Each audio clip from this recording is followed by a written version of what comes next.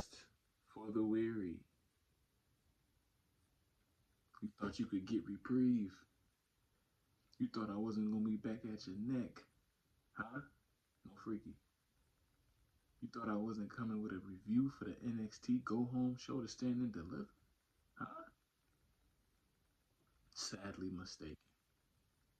A fool. A clown. A goof. Thinking you could sneak by me too? Like I wasn't gonna give my review? Like I wasn't gonna expound upon my thoughts? The good, the bad, the ugly, the pretty, the thick, the slim, the wide, the thin, the short, the skinny? Huh? That was the chair. We back on NXT review and recap. Go home show. Stand and deliver 2025. Let's get to it. Alright, so we opened the NXT Go Home show for Stand and Deliver 2025 with the men's 4-way number one contendership match for the North American Championship held by Ricky Saints. Forehead galore. I can say that because my forehead is also massive. We have Eddie Thorpe, Wes Lee, Ethan Page, and Alexis King. All four really solid. Personally, banger of an opener. They had some really cool spots. They had some good chemistry together. It was real smooth. Wasn't real botchy. They had this one spot where Ethan Page and Eddie Thorpe was getting into it outside the ring, and Ethan Page threw Eddie Thorpe into Ricky Saints, who was sitting at ringside on commentary, and then Ricky Saints got threw out the match. Well, not out the match, out from ringside by the ref. That was a cool little spot. They had these two corner spots that was really cool. They had this one spot where, if I'm not mistaken, Ethan Page and Eddie Thorpe were on the ropes, and then Lexus King was on the top rope. You know how you do the corner spot. And then, funny enough, Wes Lee was on the bottom and pulled them all down for the suplex spot. And then they did another really cool spot where Ethan Page had, I believe, Lexus King was on his was in the electric chair position, and then he had Eddie Thorpe in the DDT, and Wesley did like a whisper in the wind. And it was like a fall from the corner. It was a really dope spot too. The finish was cool too. Everybody like hit their finishers, and then Ethan Page came in, swept in with the win. When I was watching, I made my prediction, and before the match, I said Ethan Page was gonna win. If you want to know where I made my prediction, on my Twitch, godtierviews, go ahead and check that out. I'm live every Monday, Tuesday, and Friday. But anyway, I thought it was a really solid opener. I think Ethan Page was the right person to win this match. After the match, Ricky Saints came back out, started beating up on Ethan Page, and he stood there standing over Ethan Page with the belt. If you want to see my predictions for that match at Stand and Deliver, that video will also be up on my channel. Again, solid opener, had some really good spots. They all had really good chemistry together. Quick, thick ass tongue. Great way to start the show. It's because I'm talking too goddamn fast. Then we move right into Lola Vice versus Tatum Paxley for another spot in the women's ladder match for the North American Women's Championship. This match surprised me because neither one of them have really been on TV a lot lately, so it was kind of a surprise. But one thing NXT does have is a lot of talent, so it's like you gotta use them. If you're gonna pay them, you gotta use them. That's usually how life works. But they surprisingly had decent chemistry. They had some cool little spots. Tatum ended up working the arm of Lola, so that was like a theme throughout the match. Tatum is very athletic. She's like sneaky athletic. Like when you look at Tatum Paxley, you would think like maybe she would be a technician, but she got some sneaky athleticism in there. And then Lola Vice got hands in real life. Like she was, like she has an MMA background. Like she really got hands for real. But I thought this match was cool. I thought it wasn't as good as the first one, but it was a different type of match, a different pace. Like I said again, Tatum was working the arm of Lola Vice a lot of the match. So that was, so when you're working a limb in a match, it's usually a different type of pace from the first one, which was a fatal four-way. So you can do a lot more high action and high impact spots. Let me know in the comments how you feel about the opener match if you've seen it. Let me know how you feel about Lola versus Tatum. Uh, Lola Vice with the win. She did that little finisher where she does like a spinning back fist. Tatum dumbass. Let me tell you something. I picked Tatum to win, and I shouldn't have because in my stream, I ended up when Lola Vice music hit, I was standing up doing all that, right? So I should have picked Lola. That was me being foolish. But anyway, Tatum had the match in the bag, right? And then she goes and does this little springboard move off the apron. I mean, not off the apron, off the ropes. Gets super kicked, gets back up, then gets hit with the backhand. 1, 2, 3, night, night. So Lola Vice has the 5th spot in the women's ladder match. I really think that this women's ladder match can steal the show at Stand and Deliver. But I think Stand and Deliver has a lot of good matches on it. Some really good names. Again, if you want to see my predictions, it should be up on the channel.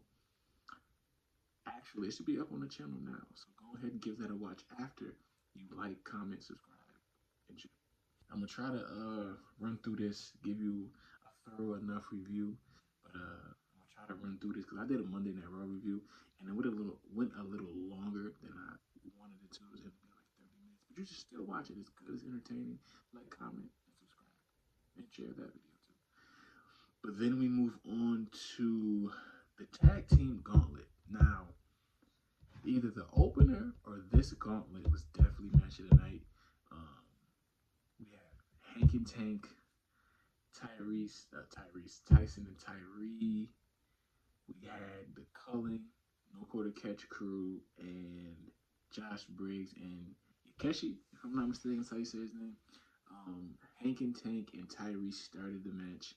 Hank and Tank have had this like ongoing storyline of them trying to figure out what type of tag team they want to be. Trying to really figure out their identity, and they've been on a losing slump as they have been trying to figure that out. And they ran into the Street Profits last week, who told them, "Man, y'all been getting all this information and all this advice from all these other tag teams that aren't you." They said you gotta be you, be authentically who y'all are. And that's a great lesson in life. Period. Be who you are, man. Some people gonna like you, some people gonna hate you, but be you. As long as you aren't causing harm or being hateful to other people, man, live your life and live it to the best of your ability. But Hank and Tank really took that momentum and really came into this match with some fire. I really do enjoy Hank and Tank. If you was watching my stream, I was cracking jokes on Hank and Tank, but I really enjoy them.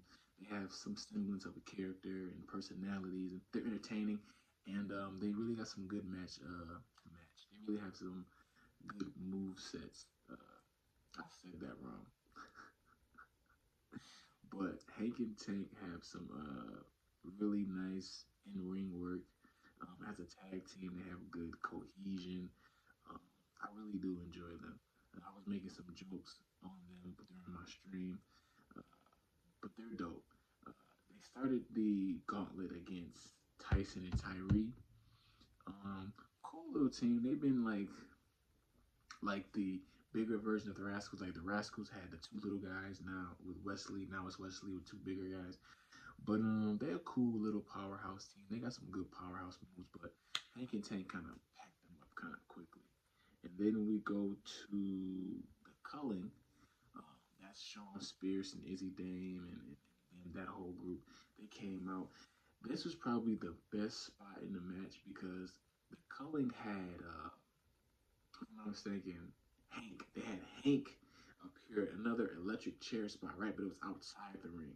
And then another member from the Cullen does a diving bulldog onto the announce table. Amazing spot. Probably my favorite spot in the match. But after the commercial break, Hank and Tank get the momentum back, pack them up as well. And then another tag team that I enjoy, No Quarter Catch Crew. Really dope. I think they're really good wrestlers. They have good tag team chemistry. I did pick Hank and Tank during the stream. So, But I wouldn't have been mad if No Quarter Catch Crew came in and slipped in the win. But they had a really nice little back and forth. And No Quarter Catch Crew, man, I'm telling you, they have a really nice squad with Jack Dempsey, Brent Sinclair, and then the tag team. They have a really nice group too. The NXT has some nice little uh, groups down there. The D'Angelo family, the Colleen, No Quarter Catch Crew. They got some good little factions down there that are really entertaining and have some good characters and some good people that can really work good matches. But once again, Hank and Tank is running through this gauntlet. Bow, pack them up too. So that's 1, 2, 3. Then the fourth team comes out, which is Josh Briggs and Yokeshi. Now, anytime I see Josh Briggs, I'm always give him a look. I'm always tune into one of his matches because he is part of one of the best triple threats I've ever seen. Against it was Josh Briggs, Dijak, and Obafemi at last year's Stand and Deliver. Absolute banger. If you haven't seen that match, I believe it's on Peacock. I mean, they're not sponsoring me, but I don't know where else to watch the match. But if you haven't seen that triple threat at Stand and Deliver for the North American Championship, you should watch it. It's a goodie. It's a goodie. It's really good. Three big guys, no freaky powerhouse guys, really just doing a lot of stuff you wouldn't expect them to do. It's good. I think it'll stand the test of time for sure.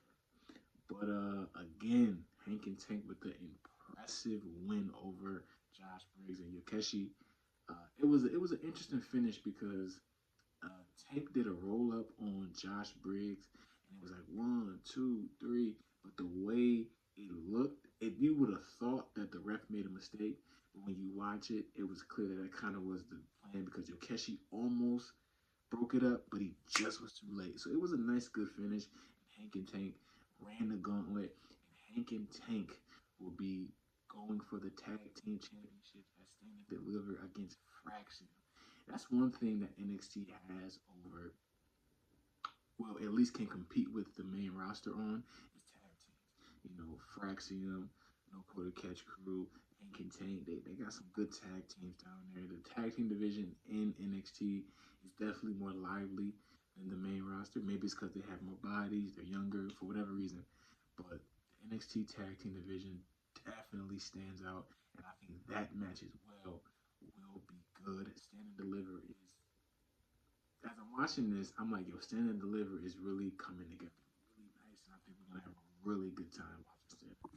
And although the opening match was my favorite match of the night, we're getting to my favorite segment of the night, which is Dark State versus the Angelo family in a backstage brawl but in a backstage brawl.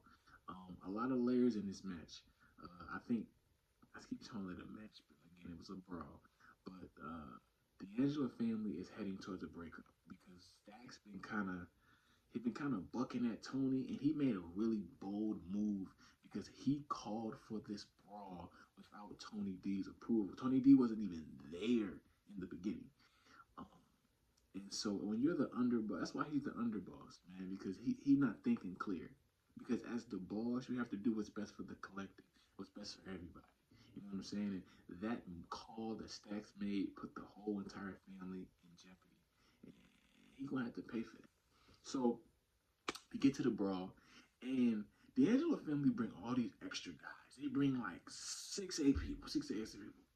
And when I tell you they weren't even a factor, this is something you take with you in life. If you're ever gonna go to a brawl, make sure you bring people that know how to squabble, bro. They brought like 6 people, all of them got packed up. It ended up just being Stacks and the lawyer fighting off 4 people from the Dark State. And they was holding their own for a little while. They put a couple people through tables, and they grabbed a crowbar. They was putting in work. But ultimately, the numbers came. So as they start getting packed up, Stacks and the lawyers start getting packed up. They start getting thrown against this van, this little sedan-looking car. I don't know if it was a Traverse, Equinox. I don't know what it was. I don't know if it was a Chevy, a Ford, a Hyundai. I don't know. But they started getting packed up. They started getting thrown against the car and everything. And then Tony D pulled up out of nowhere. And this was funny. This is the funny thing about wrestling. Tony D pulled up with a crowbar by himself and beat up all the members of Dark State. And Dark State ended up dipping off. It was hilarious. But from that brawl, Tony B made an announcement that it will be the D'Angelo family versus Dark State at Stand and Deliver. And he was looking at Stacks, with a face of disappointment and like, man, you really stepping over the line. But then he ended up giving, embracing Stacks. But I think D'Angelo family is we're gonna see the dissension of the D'Angelo family slowly but surely. Um, but again, the Timu Shield will be on Stand and Deliver. I like the D'Angelo family, man. I love the fact that they have a whole, they have character, they have persona. I think that's something that misses. They have personality. I think that's something that's missing in wrestling nowadays. That is character and charisma and personality. A lot of people can wrestle nowadays, but they miss the elements of character, nuance, ring psychology. But with that being said, I really enjoyed the backstage brawl segment. Then we get to another segment where Ava is backstage with a bunch of female tag teams, and she tells them that we want you women on the card and stand the third. She's like, we're gonna have a three-way women's tag team match, and the winner of that will get a chance at the women's tag team championship next Tuesday after Stand and Deliver. Then Roxanne Perez comes up, which is crazy because Roxanne Perez should definitely be on the main roster. I don't know what they're really doing with her booking. They had her do like this little mini feud with Bailey, and then she was in the Elimination Chamber. She had a match on Raw, a match on SmackDown. Excuse me. And now she keeps going back to NXT. I don't really know what they're doing, but they need to make solid booking decisions with Roxanne because Roxanne Perez is dope. I really enjoy watching Roxanne Perez do her art. She's amazing. She's the prodigy for a reason. But she's complaining that she's not on Stand and Deliver.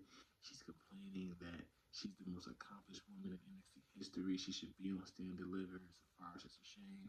Ava tells her, get a partner, you can be in the match. Then we cut to a later part of the show. All the tag teams are there.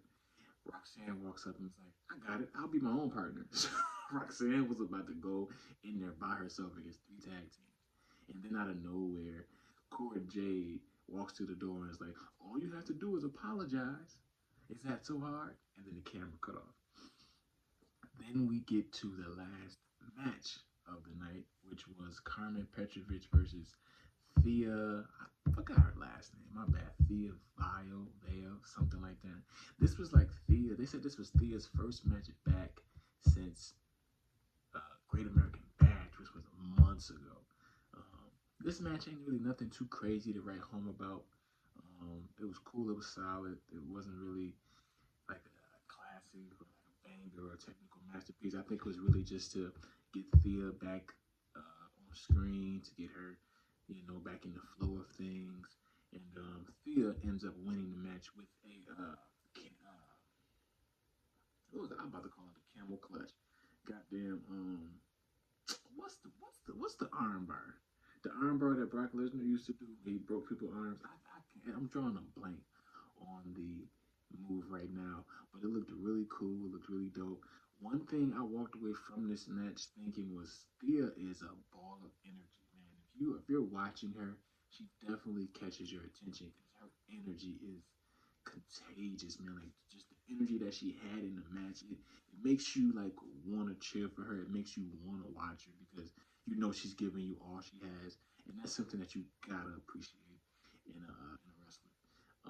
One side note is this: I don't really get what they were doing with Carmen Petrovic, Shing Shing Squad, because they had her do this little storyline with Adonis, with the love angle and all that. She got a North American title shot against Stephanie La Primera, and she lost.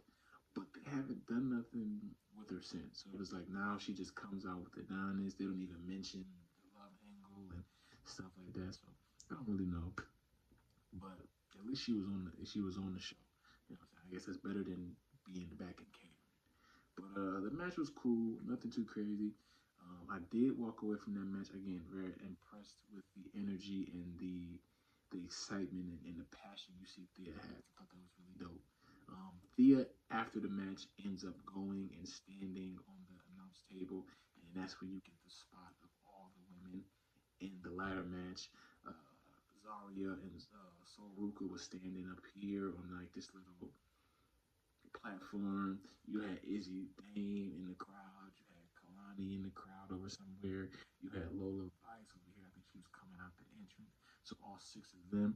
So the women's ladder match would be Thea, Lola, Kalani, Izzy, Zarya, and Soruka.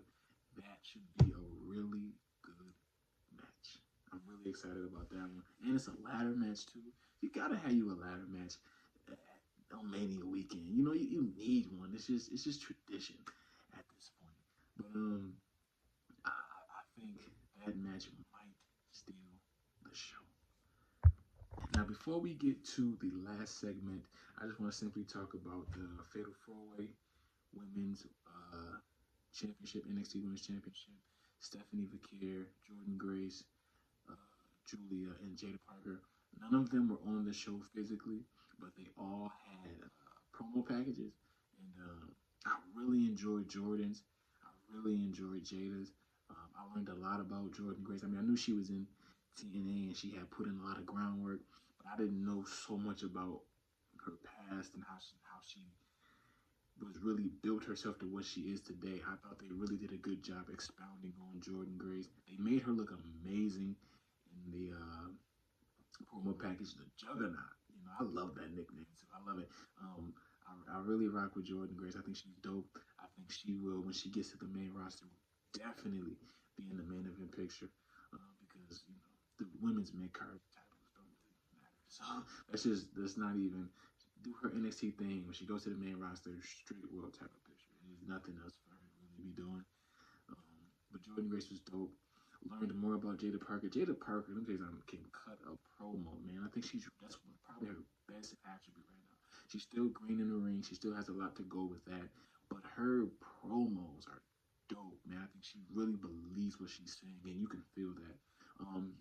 In her promo, she talks about hardships, heartache, adversity, you know, being doubted, and the competition that she's always faced, having a competitive background in soccer and you know her hometown of Florida. She also got emotional talking about her deceased uncle. So you saw another side of Jada. You know, she's always lit. She's always Jada don't play. She's always with the shoulders. It's my time and all that. But she really showed a different side of herself. And once again, I think she cut a great promo. Um, Julia, the beautiful madness. Let me tell you something. That's a bad girl right there, man. Julia really is one of the best women wrestlers in the world, man. She's simply out for vengeance.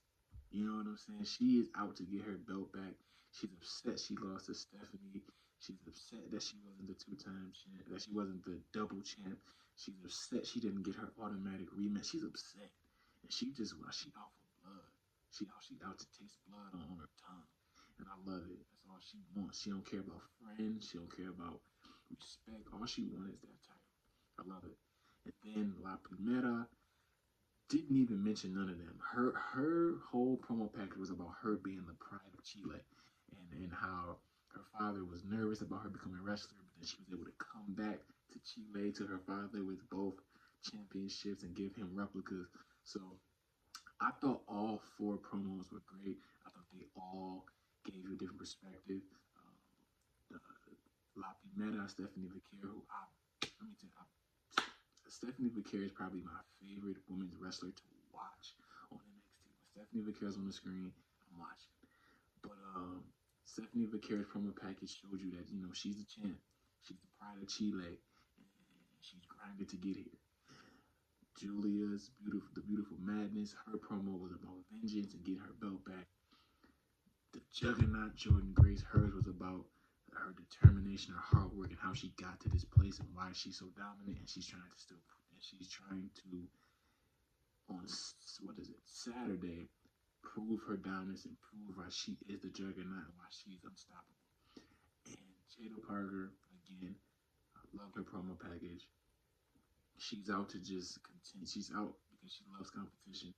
She's out because she wants to still prove herself. She wants to show them that it's her time, that she's not waiting, and she wants to be the best, and she's willing to go against the best to prove that she is number one of one. She is the cream of the crop. Ooh, yeah. But I really like the promo package. I'm really excited for this match as well. If you want to see my predictions, again, slide over to the predictions. Stay around. I got videos for you to watch. Why leave? Why leave? If you love wrestling content, you'll love this channel, man. Don't leave. I don't want you to leave. Like, comment, subscribe, and share. But I'm really excited for this match. I think this match will deliver. And lastly, the last segment of the night, the NXT Men's Championship. The first one to come out. Trick Willie Wonka. Whoop that trick, get him, whoop that trick, yeah, whoop that trick, whoop that trick, whoop that trick, I like it, come on, Trick Willie came out, you know, he had a shirt that said crash out trick, love it, he really been on crash out time, I love what they're doing with his character. I think Trick Williams is an all-around guy when it comes to in the ring. He's athletic. He can be powerful. He can do a little technical side. I really, really enjoy Trick Williams. I love the fact that he has something catchy, something people can get behind. He's charismatic. And they're developing his character because ever since he lost the NXT Championship, he's been on timing with everybody. I think the only person he probably ain't cuss out is Lash Legend. That's it. But he has been on time and he wants his belt back. He's tired of people disrespecting him. He wants to be the man again. And that's what his promo was about. Oba, you got that belt. Yeah, you won, but you won't have it for long. I'm coming back for what's mine. He talks about the issues he's been having with Javon Evans. Javon Evans has called him the new Carmelo Hayes. But Trick Williams said you either die a hero, live long enough to become a villain. And I think Tricky about to become a villain out here, and I'm here for it. But then the ruler, Obafemi, his music hits. He comes out and he tells Trick, man, it's as simple as this. You were the man. But that's done. You parade around with this old song, whoop that trick. You the only one saying whoop that trick. Don't nobody care about that. It's about the ruler. It's about my time. I am now. And I will pack you up. He didn't say that word for word. But basically, I'm going to pack you up on Saturday. Light work. Easy. Barbecue chicken. As Booker T would say, no bread, no water, just me. No freaky. But that's it, man. They've been having good tension. I really want a one-on-one clash between Trick and Oba. I think they could really perform. But then the young OG, Bouncy, comes out, you know, on his YN energy. But he comes out and just simply says, man, you know, y'all overlooking me. Y'all don't think I'm going to win. But I will. Simple as that. Trick, you've been disrespecting me lately. You ain't been seeing my potential. You've been telling me that my time is down in the future. No, my time is now, Trick. I ain't waiting on that. Telling Trick, you know what, you've been crashing out lately, Trick. You've been acting out beside yourself, Trick. And then they tell Oba, yeah, you the ruler. Yeah, you the man around here. But I done dropped you twice. And I'm gonna do it again and get that belt. Oba tells him, you are a child. he sounded like Umbaku. And then you want to hand the nation over to this prince. Sounded like Umbaku. What he said about Shuri, he said, and you leave the technology in the hands of a child who scoffs at tradition. You know, but the chair, I swear, it's a nice comfy chair, but it's loud when I sit, you know, further up on it. But anyway, Oba just tells him, man, I'm not worried about you. You're the future. Your future is bright, but I'm now. I'm the man now. Trick Williams says, not Trick. Javon pointed out that Obo was from, not from, but he played in Alabama. I knew he played football, but I didn't know he played for Alabama. You gotta be a bad boy to play for Alabama, boy.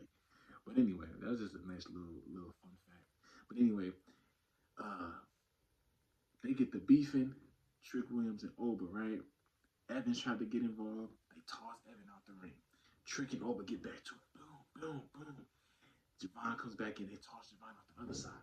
Boom, boom, boom. Trick and Oba going back to it. Bow, bow, bow.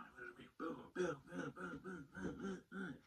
Then Javon Evans bouncy springboards off the ropes. Does a double cutter. Bow. Both of them laid out. He picks up the belt, and the show ends with him holding the belt, standing over both of them. You know how booking goes. You know how wrestling goes. So he's not winning, but we have to make him look good. I think Javon Evans has such a bright future. Every time I see Javon Evans, all I think is seasoning. He just needs time, bro. He's 20 years old. He has time and he has it. What does he say? You have it. You couldn't sell it. You couldn't give it away if you wanted to. That's what he said to Roman. And Dusty was right. You have it, baby. But yeah, man, Javon is the future. Trick Williams also. All three of these guys can be future WrestleMania main eventers. Like I said, Trick Williams is all around, man. I think he can do a little bit of everything in the ring. And Oba Femi is that old school powerhouse. Tough, monster, unstoppable. The unstoppable. He's the unstoppable force and the immovable object. I don't know how many people have been both, but Oba Femi is one of them, the ruler. But again, I think NXT Stand and Deliver is going to be amazing. I'm excited about both the NXT title matches, the two other tag team, the tag team match, the ladder match for the women. I think Ethan and Ricky is going to be valid. The women's tag team fatal four way is going to be valid. Man, I'm just Stand and Deliver has the potential. Can it rival night one of Mania? I don't know. We're just gonna have to wait and see. But that is my NXT recap and review. The go home show for Stand and Deliver 2025. Let me know your thoughts on the NXT product. Let me know your thoughts on the show. Let me know your thoughts on Stand and Deliver and WrestleMania weekend. That is all. Like, comment, subscribe, and share. Peace and love to all. I bid you adieu.